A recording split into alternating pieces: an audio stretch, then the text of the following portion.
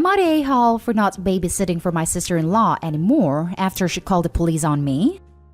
My sister-in-law and I have an agreement. She watches my kids 3 days a week, and I watch hers 3 days a week. This agreement has stood since March 2020 without issues. Any changes have been discussed weeks in advance. A couple weeks ago, we had an argument. The next day, I brought my kids to her house, dropped them off, and left. I didn't speak to my sister-in-law because when one of us is in a rush like I was, it's standard for us to just let the kids out, stay in the car, and drive off when you see the door open. I drove to work about 40 minutes away. When I got there, I had about 20 missed calls and even more texts, all from my sister-in-law, all saying she didn't want to watch the kids given our argument. Her first text arrived a little before I got to her place, but I didn't see it until I got to work because my phone is always on silent when I drive. I rang her, said I'll arrange to work from home, then come get the kids. She said I have 45 minutes to get back to her place or she would call the police. I told my supervisor the situation, and she said I could leave after I did a few things. This delayed me 20 minutes. When I got back to my sister-in-law's just over an hour later, she said she'd already called the police when the 45 minutes ran out. I then had to stick around long enough to tell the officer that I didn't abandon my children. There was just a communication issue. Sister-in-law and I had another shouting match later over this. I arranged other childcare for my kids, and I've been mostly ignoring her since. However, she reached out and apologized, and has asked if I'd be willing to go back to the old childcare arrangement.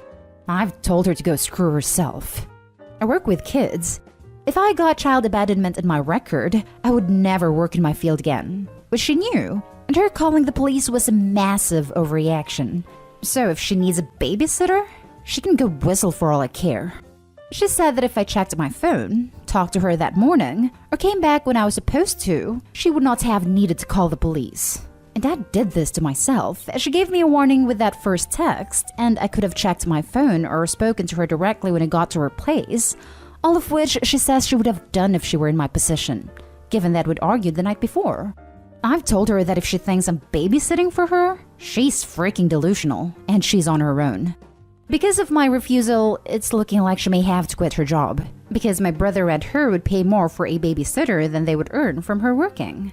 My mother and brother have both called me Nihal because there were no consequences to her calling the police, and that while she overreacted, she's apologized. So if I really forgive her, I'll let us move on.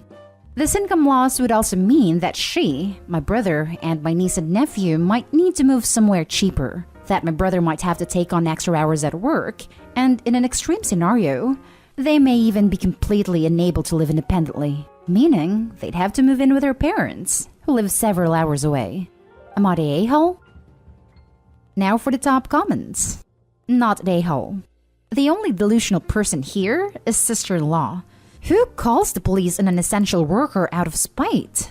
Let her struggle to find childcare or lose her job. You could have easily lost yours. In the name of full disclosure, I'm not exactly an essential worker, but my service has remained open, and I need to go into my workplace a few days a week to get confidential documents, among other things. It could have been bigger than your job. It could impact the custody of your kids. Your family's delusional if they think you are the a-hole. Your sister-in-law's actions have consequences, and would be lucky if you ever let her be close to your kids ever again. If your mom or anybody else complains you do not look after the kids, they can look after them themselves. Not the a-hole. Don't let her reel you back in. She still blames you for her calling the police, which means she isn't sorry and would do it again. Her losing you as a babysitter is a consequence of her actions. Forgot that part. That's essentially a non-apology if it ever was one. She said that if I checked my phone, talked to her that morning, or came back when I was supposed to, she would not have needed to call the police, and I did this to myself. Basically, she darvoed. Deny, accuse, reverse victim, and offender. Not only it is gross to up and decide to not watch the kids as per your agreements because she is mad at you, indeed take it out on the kids, but also to let you know by text after you had already left. She was trying to create another argument. She beyond escalated this to a place it never should have gone. Calling the police and risking your licensure. Your mom and brother need to take a flying leap though, for encouraging you to sweep this under the rug. She has shown you her true colors. Now believe her and follow your gut instinct of cutting her out. And if she complains that she has to leave her work, remind whichever flying monkey she sends to harass you that she did this to herself. Not a-hole, OP. Not a-hole. She wanted to escalate it? Enjoy the outcome of the escalation. I'm annoyed that the brother and mother-in-law aren't telling her that she messed up. Now for the next story. Am I the a-hole for saying that taking care of my kids by myself was relaxing? My wife thinks I am devaluing her contribution to our family and implying she's got it easy. My 40 male, wife 35 female, and I have 2 kids. My wife is a stay-at-home mom while I am an air traffic controller. My son is 13 months old and my daughter is nearly 3 years old. Our issue occurred because my wife has been a bit stir-crazy during this pandemic and feels trapped being at home constantly. I try to help by having weekend outings outdoors, but there is only so much we can safely do. She was particularly upset when she found out that because her parents and siblings who live in another state have finally been fully vaccinated, they were going to have a get-together and spend a weekend together after a year apart. She initially intended to take the kiddos with her, but due to scheduling issues with some important doctor's appointments for my son, she wouldn't be able to go. I suggested to her that she still goes, and I'll take care of the kiddos while she's gone, and use some time off of work. She initially left and said there was no way I could handle the kids on my own, and that daddy playtime after work hasn't prepared me for handling 2 kids on my own. I was pretty miffed by this comment, and told her I guarantee I can handle it. I'm an ATC. It's not like I can't handle stress. We discussed it further, and I told her I really think she needs to take this trip for the sake of her mental health. After some convincing, she decided to go. And over the course of Tuesday to Sunday, I took care of the kids, cleaned, and took care of all meals. I got my son to his appointments. We played outside since we finally got some nice weather, and it all went off without a hitch. The problem was that I think my wife thought I was going to be completely out of my depth, and sitcom husband style have the Rugrats destroying the house while I helplessly looked on. This is not what happened. I enjoyed my time with my kids, and throughout the week as she checked in, multiple times a day, she seemed a bit annoyed how calm I was about taking on this responsibility by myself. When she arrived home and saw everything was good, she seemed relieved. But when I commented that I had an extremely relaxing week/weekend with the kids, she blew up on me and said I was being completely insensitive and that acting like I had it so easy was like coming into her workplace and commenting on how easy her job is. I disagree. I was just trying to assure her that the kids didn't get neglected and that it wasn't a hardship to take care of them. She doesn't see it that way. Am I the a-hole? No a-holes here. I have 2 kids and 3 step-kids, and it's a nightmare. Looking after the kids on your own for a few days isn't something that's going to cause burnout in comparison to being with them 24/7. So your ability to cope in this situation isn't a representative example for her to be resentful over, or you to be particularly proud of. Having said that, isn't ADC the job with the highest self-harm rate in the world? If that's true, no wonder you're good at dealing with stress. Not the a-hole. Rather than being excited that her husband can take care of the kids with no issues and using it as a chance to take breaks more often, which it sounds like she needs, she wanted you to fail somehow? Perhaps it is her stress talking. I don't think what you did was devaluing at all. My husband finds it fun to take all 3 kids grocery shopping, and I think it is a nightmare to wrangle 3 kids at a large grocery store with samples tempting them everywhere. So, guess who does the grocery shopping with all 3 kids while I make a nice family meal for us on Saturday? Pre-pandemic, of course. She sounds a bit on edge and needs more breaks and possibly some counseling to help her. Maybe set up every month a full day or 2 for her to do something with friends. Being a full-time stay-at-home mom is hard since it feels like a never-ending day with no markers or milestones. I about climbed the walls during maternity leave with each of my kids, and I adored being at home with them. Take care of her and your family. You are doing great. It sounds like your wife really needed that trip. Also, you weren't being insensitive about her caretaking abilities. She's the one who was being insensitive. How long of an opinion does she have of you that she thinks you'd be utterly incapable of watching your own kids for a few days? Not the a-hole. No a-holes here. You also need to realize, as does she, that you had them for a weekend by yourself. She has them nearly all the time by herself. It's much easier to get the kids to behave well when it's new but still apparent, especially when things go off without a hitch. The longer you do it, the more hitches you'll come across. Lockdown is getting to her, but you're not being insensitive as you should be, I personally feel. Next story. Am I the a-hole for not cooking after everyone insulted what I was making? I'm 17 female, the oldest of 5. Ever since COVID, my parents have left me in charge at home and have me cooking dinner most nights, 6 out of 7 to be exact. My siblings and I are going to school virtually, so we're in the house together all day, although they're going out to friends more now. There were always complaints about the food I was cooking. Don't want pasta, nor rice, why more chicken? Used up too many groceries for one dish. But lately, it has been bugging me more. I made pizza one night. I did a regular pizza because I was tired of complaints about the choices I was making. But even that wasn't good enough. My siblings all wanted more cheese and said it was horrible. Siblings are 15 male, 14 male, 12 female, 10 female. My dad wanted pineapple and ham on his pizza. My mom said pizza wasn't what she wanted to come home to on a Wednesday afternoon. I said nothing. I didn't even show I was frustrated. But the next day, I didn't make them anything. I made myself some spicy chicken noodles. Had it all cleaned up and everything before anyone got home, and then everyone was home and they were hungry and complaining. And then my parents exploded because they said I was being petty and rude, and they threatened to ground me because I didn't do all my chores. I told them they should have thought about that before crapping all over everything, and I was doing more than enough. And why ground me when I never even leave the house anyway? I'm basically a live-in nanny at this point, and I get treated worse than they would treat a paid nanny. They said it was a wrong move to let them go without food, especially my siblings. I guess I can see why that would be an a-hole move, but honestly, they should be more appreciative too. Am I the a-hole? Now for the top comments. Not the a-hole. All 4 of your whiny siblings are old enough to minimally operate a microwave. Your parents are fools to think that grounding a person that is home all of the time is going to have any effect. Maybe there could be a night for each sibling to make a dinner. Your parents could cook on the weekends.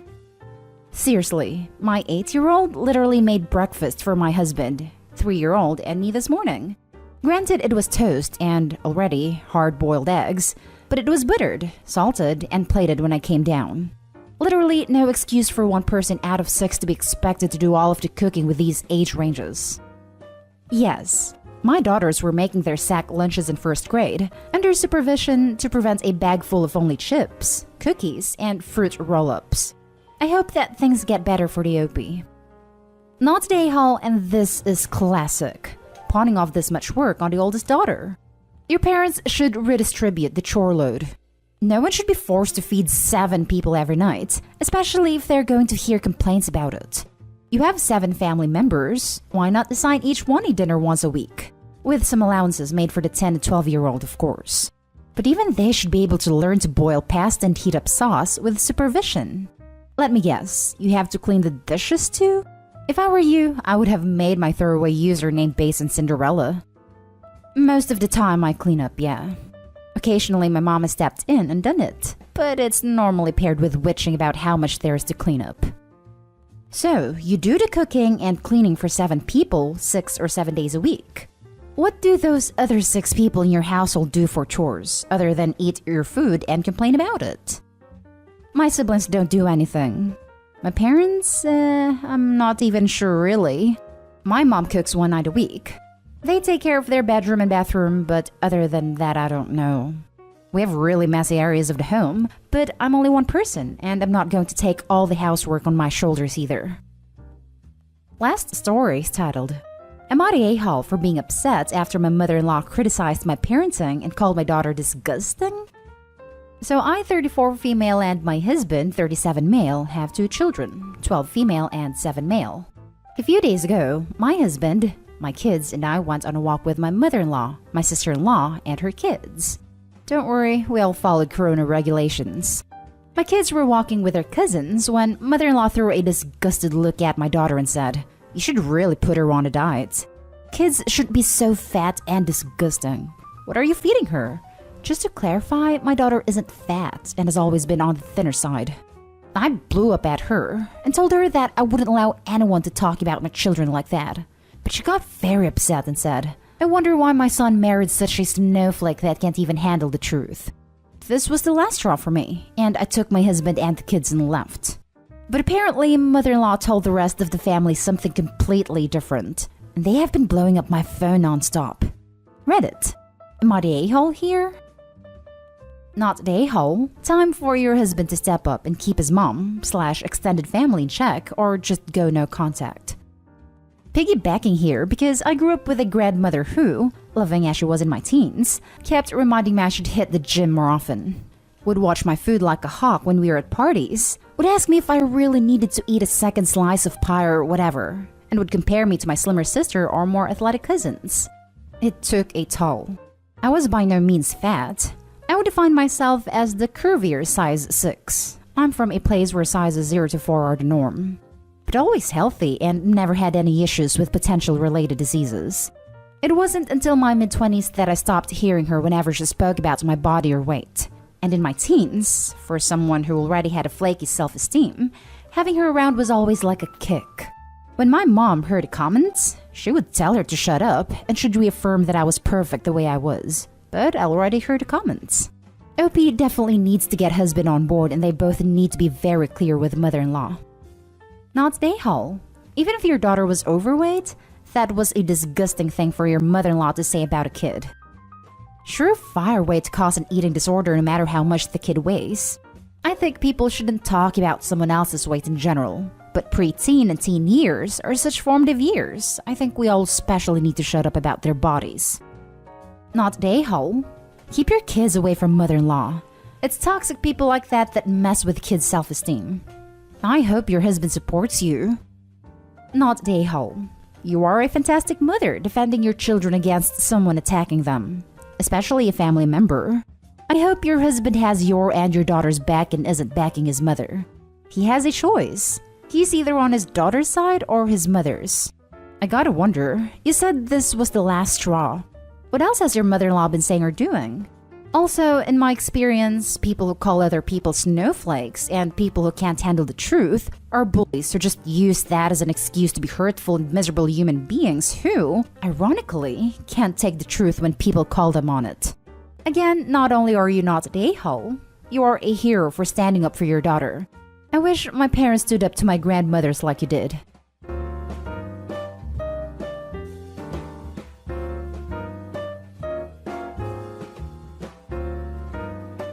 Am I the a-hole for screaming at my pregnant sister-in-law that she's a witch and brat? My sister-in-law, 32, is 4.5 months pregnant. Since she discovered she is, she has been making various requests, which I am not happy about. To give some context, she demands that if we go to family dinners in a restaurant, we have to avoid certain places such as kebabs or sushi. But it doesn't just stop with that. It is basically anything. We can't go to cafes because she says the smell of coffee and pastries make her sick to her stomach, and that besides that, she can't drink coffee which she used to love. She is also in my friends group which I introduced her to, and has the same attitude around clothes. We can't go shopping anymore because she will start crying that she can't wear the clothes, or that the heels won't fit her. We have told her that there must be clothes with a bigger size to complement her body now, but she says that is a waste of energy and money. In 3 weeks, it will be my 30th birthday, so I want to make it special. And since I was a child, my best friend and I's favorite food has been sushi, and we used to go out to this sushi place once a week. So, I found this restaurant who will deliver me these freshly made sushi rolls, and I have told sister-in-law today about this, so I can warn her about the potential nauseating smell that she says she hates. The moment I told her, she got very mad. She told me how selfish I was for choosing the main food that she cannot eat at the moment. I tried to explain to her that I had always planned this, and that I will also gather food specifically for her. But she did not hear me. She screamed that I was doing this on purpose, just to humiliate her like all the other times. It was then when I got very mad, and screamed back in front of her whole family. We were previously alone, but after hearing her screams, people started to come. That she was being a witch since she found out she's pregnant, and that she's using it as an excuse to be a brat, and that now she's prohibited from being near my house the day of my birthday. After that, I was having none of it and went away with my husband, leaving her crying. All of this was yesterday, and since then I have not stopped getting messages from Hub's family telling me to apologize. Because while she may have been behaving very demanding, she is pregnant and I shouldn't put through emotions like that, and that I was very cruel, especially for the sushi on my birthday thing. My husband agrees with me, but I am not sure. Maybe I have not been empathetic. But I have thought about me being pregnant and I wouldn't behave like that. Am I the a-hole? Now for the top comments. Not the a-hole. Pregnancy isn't an excuse for crappy behavior. Is it understandable why she can't have sushi? Yes. Does it mean she can dictate how you celebrate your birthday, especially when you had plans to accommodate her? Absolutely not. Not the a-hole. Also, now doctors do not forbid women from eating sushi or drinking coffee. Just make sure the sushi is fresh. And eat/drink it in moderation. Don't have it every day. Not the a-hole. Sushi is prime and is especially nice to have on your birthday. Happy early birthday, Opie. Sister-in-law sounds entitled AF. There have been dozens of posts lately about pregnant women being extensively entitled, and it's ridiculous. I had hyperemesis for all 4 of my pregnancies. My diet and what was good was limited. Even so, the extent of my rules were no one shared my French fries. Do not steal a single fry. And my husband couldn't have hot peppers on his subs. Some of the time. He checked with me. On a good seat, I could tolerate the odor. I was hospitalized for hyperemesis and I learned to manage it after that. It was work. If someone's birthday treat was a restaurant specializing in coffee and hot peppers in a place I could not have safely gone to, I would encourage them to go, wished them happy birthday, and pleasantly said I would stay home. Because who wants to ruin someone's birthday? Tell them to knock it off. She can be a reasonable adult and go and eat something cooked. Or not go, and recognize that this is temporary, and you get to celebrate your round number birthday even if she is pregnant. Not the a-hole. Next story. Am I the a-hole for telling my daughter I don't like how she treats my husband? I am a mom of 3. My oldest daughter, Gracie, is from my first marriage who just turned 17, and I have Milo 10 and Lyric 7 with my current husband. My ex-husband and I separated days after Gracie's first birthday because he told me he wanted to see other women and wanted me to wait for him. I did not and filed for divorce. Though he always remained part of Gracie's life, he made it clear he only wanted me when it suited him. Then after the divorce, I met my current husband.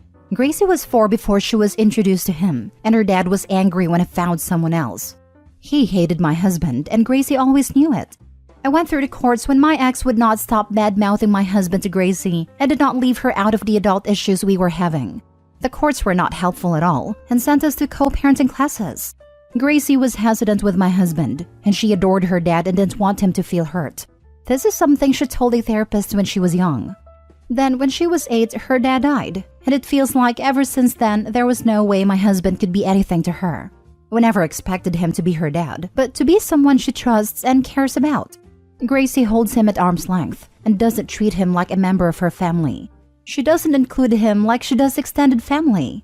An example was last March. She was spotlighted in her arts club, and she sent a group chat message to me, both sets of grandparents and her uncles and aunts, but did not include my husband. I mentioned it to my husband when I got home, and she made it home before me and still hadn't told him. I brought it up to her, and she said he wasn't on the need-to-know list for her.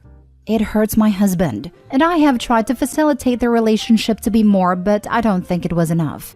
A couple of days ago, Gracie was saying she needed help with some engineering questions, and she wanted to go over to my brother-in-law's, sister's husband, brother's house to ask him some questions.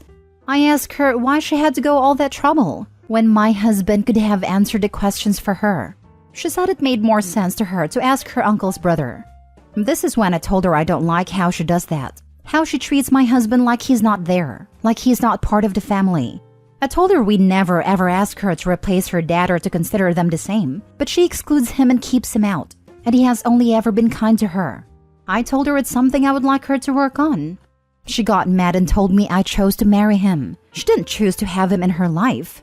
She also said it wasn't my business what their relationship is like. I told her I'm her mom and I love her, and I'm his wife and I love him, and I just want them to get along. She's still angry at me and I'm trying to figure out if I did a wrong thing here. Am I the a-hole? I'll say no a-holes here. I think you and Gracie are both coming from genuine emotional places. Neither of you said anything trying to hurt the other. It's very natural for you to want her to have a good relationship with your husband. It's also pretty natural for her, given her life story as you present it, to not feel that close to him. And while it would certainly be very nice if she did put in more effort with him, I don't think it should be required of her. Often, when a parent tries to steer their child towards something, the child will go the other direction. As hard as it might be, I think the subject should be dropped and accept Gracie where she's at. Maybe in time, without the pressure, she will develop the love and respect for the role her stepfather has provided. We can't change how others behave, just how we react to their behavior. Not the a-hole for what you said to her. Sadly, your ex may have completely poisoned Gracie's mind when she was very young, to where she's turned into this hateful teen towards your husband. I don't know if there's ever going to be recovery from this. And shame on the courts as well. I'm sorry you're having to be stuck in the middle on this. I'd say your now deceased ex is the true a-hole. It kills me that he managed to turn her against the idea of a relationship with my husband so well. I can understand being jealous to a point, but he's the one who wanted to be with others and expected me to wait around for him. He was such a selfish a-hole, and I wish I'd known that when I was married to him. Next story. Am I the a-hole for not letting my friend and his fiancé move in with me? To me, this is simple that I've done nothing wrong, but some people are saying I'm an a-hole, so I'd like the opinion of this fine sub. So I am 28 male, and my friend Tom is 29 male, and his fiancée Kat is 31 female. Recently, Tom and Kat have come into financial issues and are unable to pay for their rent. As it stands, they can either move in with Kat's parents who live roughly 2 hours away, or they can move in with me until they find another place to rent. Now, they would rather move in with me. I live alone in a 3-bedroom house, so I have the space. It would be easier for them as they can stay near our other friends and close to Tom's work. There's also a lot of parks nearby, so Kat can take her dogs for walks. That's all well and good for them. However, the idea of living with someone, let alone 2 people, does not sit well with me. I have 1 bedroom where I sleep. The other 2 bedrooms are my home office and my library. Furthermore, I love the feeling of coming home to an empty house. Everything is as I left it, and I can properly unwind. Also, living alone makes it easier to bring girls over. So, I told Tom and Kat this, and they were not happy. They called me selfish for not sacrificing for them, said a true friend would help.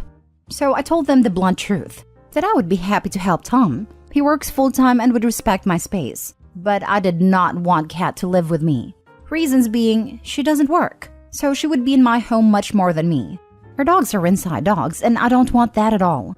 And I told them that Tom has told me privately he gets frustrated that he comes home from work and still has to prepare dinner and do most of the chores.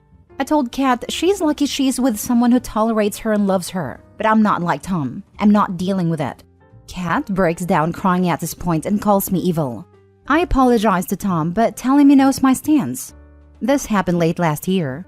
Right now, Tom and Kat are living with Kat's parents still, and I know it's hard for them. My mates know how Kat is and told me I did the right thing.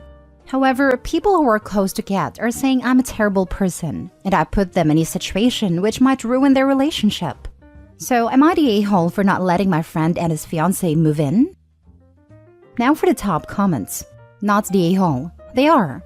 You don't owe anyone a place to live, and honestly, I would never ever let them stay even temporary. Kat seems like the person who would make you evict her to get her out once she gets her claws in.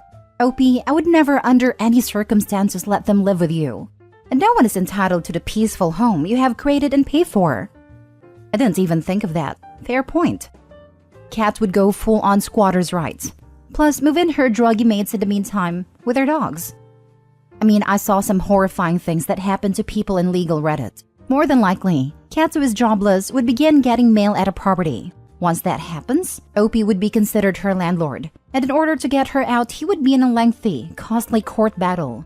What other prospects does an adult like Kat, with no job and doesn't do chores or cook, have? Reading your comment literally made me shiver. I don't think it would have ever gotten to that point, but anything is possible, and I'm glad I'm not risking going down that path.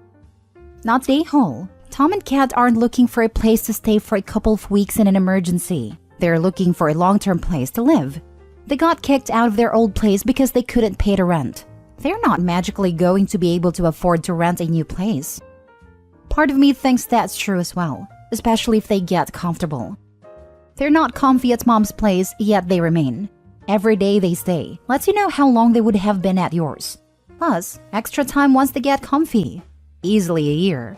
You're fine and they have a roof. Last story.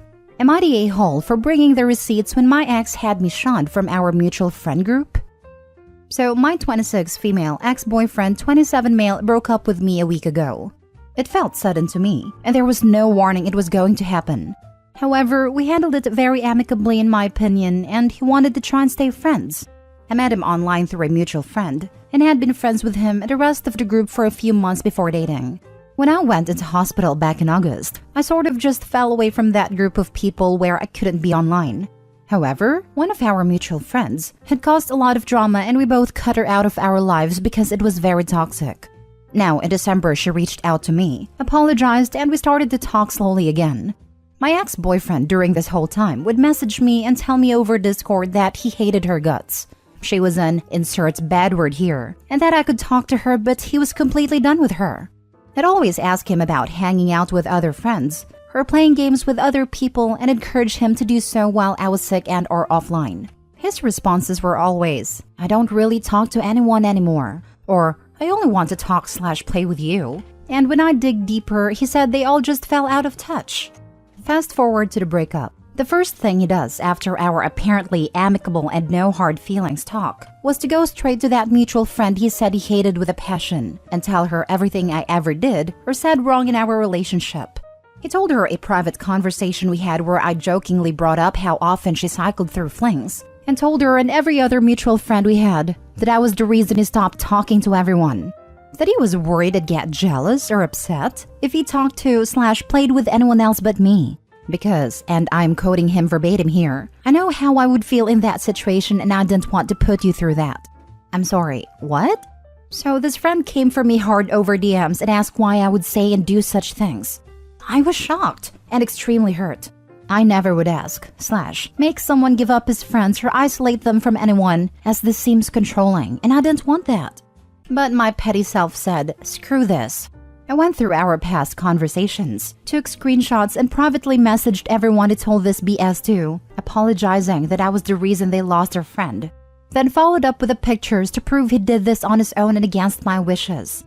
These photos may or may not have also shown the crap talk he said about that one mutual friend. He's been blowing up my phone since, asking how could I do that and call him out like that. All he wanted was a clean break and to get his friends back, and that I'm an a-hole for making them question him. I haven't responded because, in my opinion, he lied about me and our relationship to friends we both had, who then took his side no questions asked and kicked me out of their lives and Discord servers based off word of mouth. So guys, am I the a-hole for sending proof to our friends? So, not the a-hole. I can't even imagine how twisted he got himself to try and throw you under the bus like that. I assume it was his way of getting closure, but it was very cruel and so out of left field, especially since he was the one who broke things off. I'm sorry you have to deal with such short-sighted self-satisfaction, and hope you have a bright future ahead. Thank you very much.